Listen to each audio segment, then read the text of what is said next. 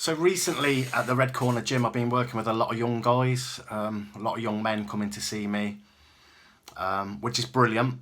It takes a lot of courage for them to walk through the door. I tend to be coaching or mentoring them through some difficult times. I wish someone had done that for me at their age. These guys are in their sort of mid, late 20s. And I think it's fantastic because you can see the change in them, and it's brilliant. To make it matter, to be young now, there's so many temptations. It's always been the same, but I think there's always been temptations, but I think there's even more now, especially, when you're out and about. Cocaine's massive, spice, loads of different things going on. Social media, which didn't have when I was younger, changes everything. So it's really good to have, hopefully, to be a positive influence on these young guys' lives. And you can see the changes in them. And one of the guys was saying to me this morning, because quite often what they do is they go out and they start looking at loads of different personal development stuff once they get the bug. And this one guy was saying to me this morning how he'd found like a little video clip, and this coach was showing a picture of a chain, and he was saying that the chains is only as strong as its weakest link.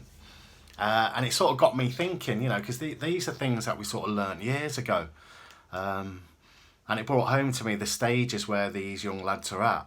And I was saying to him, well, the way I look at that is a bit like, the work I'm doing with him. So it's a bit like if you've got a bike and the bike gets a puncture, when you repair the tyre, to check that it's repaired, you pump it up and put it in a bowl of water or a bucket full of water.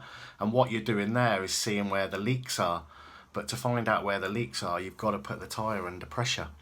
And if you find a leak, you don't treat the bubble that comes off the leak. You go to where the leak is, which is what we're doing in our work. When I was explaining this to this young guy, he loved it. But it brought home a few things to me as well, things that sometimes I take for granted. I think everybody must know this, but they don't. So I guess I'm putting a warning out here. Expect some old metaphors to be coming back in, because I've realised that some of the stuff that I take for granted, and I'm a lot older than these guys, that I take for granted, other people out there don't know. So it's really important to put yourself under pressure and find out where the leaks are and work on the source of the leak. But obviously you don't want to stay under pressure for too long. I've talked before about the effects of stress and things like that on the body, and it's not good. But you do need to experience some type of stress to find out where your weak points are, where your leaks are.